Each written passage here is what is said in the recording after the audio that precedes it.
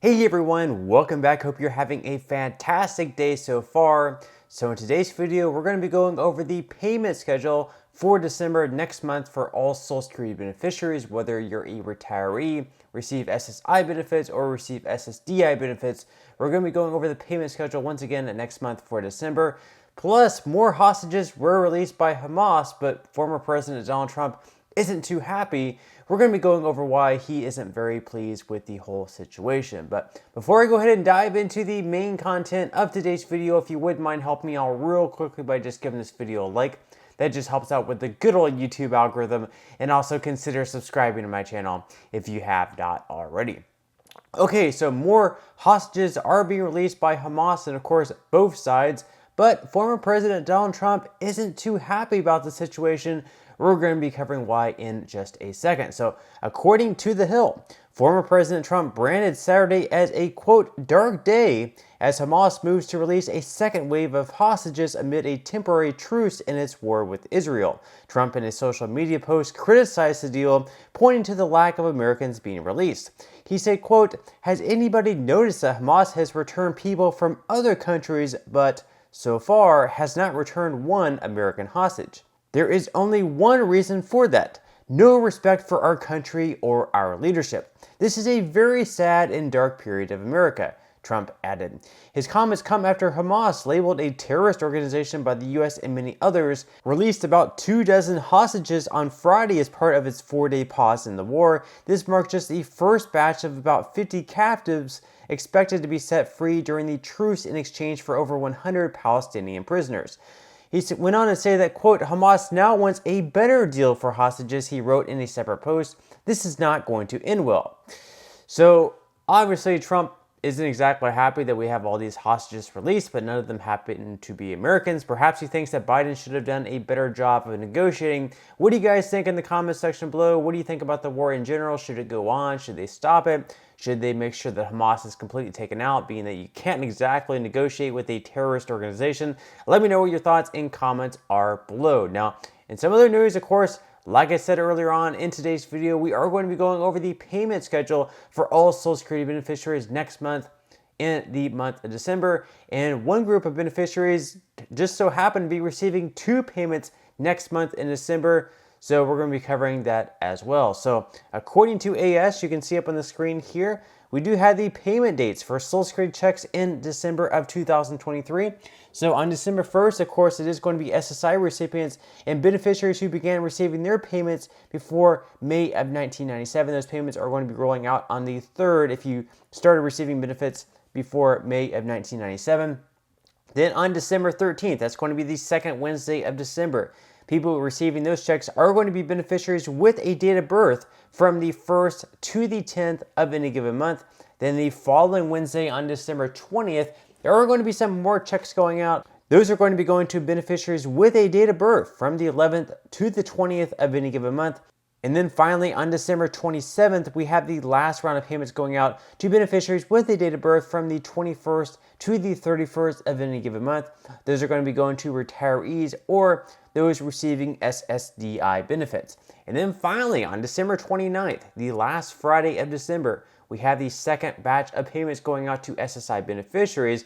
These payments are going to be a little bit different though. These payments are going to be around 3.2% higher, thanks in part to the cost of living adjustment. Now, normally you wouldn't receive this payment until the 1st of January, but anytime the 1st of a month falls on a holiday or a weekend, you end up receiving that payment a little bit earlier. So that's why you're actually going to be receiving 2 payments in December, because that second payment on December 29th is technically just going to be your payment for January. So once again, next month for SSI beneficiaries, you're going to be receiving 2 payments. The one on December 1st is going to be the same payment that you've been receiving all year long in 2023, but that second payment on December 29th is going to be factored in with your cost of living adjustment. So that's why you're going to be receiving 2 payments in December, and that's why you're also going to be receiving a slightly higher payment on December 29th. So that's going to be the payment schedule next month in December for the last round of payments going out this year in 2023, whereas everyone else receiving Social Security benefits is going to receive their cost of living adjustment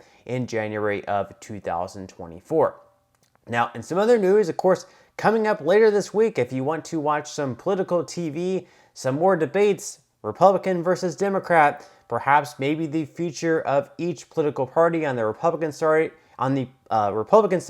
as well as the Democratic side. We're actually going to have the Republican governor of Florida and Ron DeSantis face off versus the governor of California and Gavin Newsom. So according to Fox News, Democratic Governor Gavin Newsom of California and Republican Governor Ron DeSantis of Florida, who have been trading fire for nearly 2 years, will tangle once again this week, but this time their slugfest will be in person.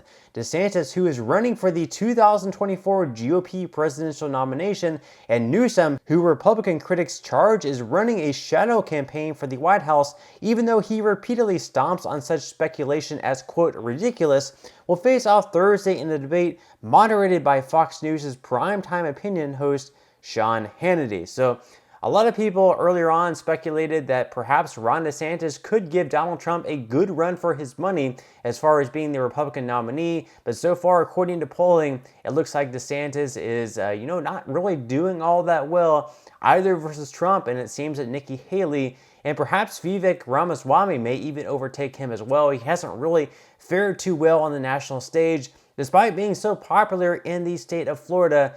And then, of course, we have Gavin Newsom, who a lot of people are also speculating that he might run against Joe Biden, but, he's not running so far.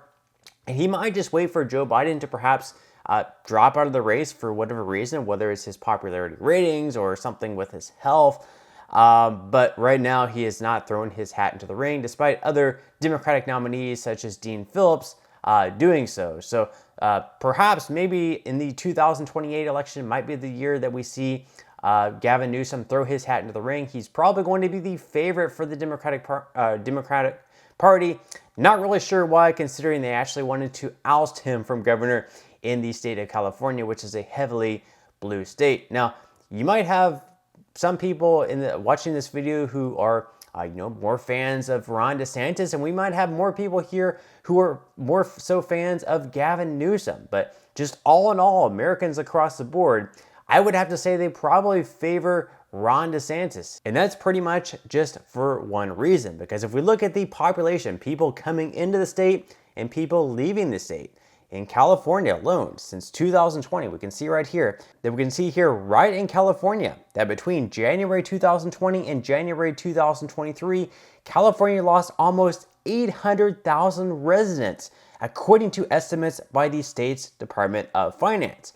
Now, why are people leaving California? Could it have been because of the COVID lockdowns, the crime, other policies they're just not so much of a fan of? So we have people leaving the state of California in large numbers. This is completely unprecedented. California is an extremely beautiful state. They have an amazing weather year-round. Why would people be leaving the state? Then, on the other hand, we have people in Florida actually flooding into the state. So we can see here right now that after decades of rapid population increase, Florida now is the nation's fastest growing state for the first time since 1957. According to the U.S. Census Bureau's vintage 2022 population estimates released today, Florida's population increased by 1.9% to 22,244,823 between 2021 and 2022, surpassing Idaho, the previous year's fastest growing state. So we have one state where people are leaving the state in pretty large numbers, and then we have another state in Florida where people are still entering the state in pretty large numbers. So,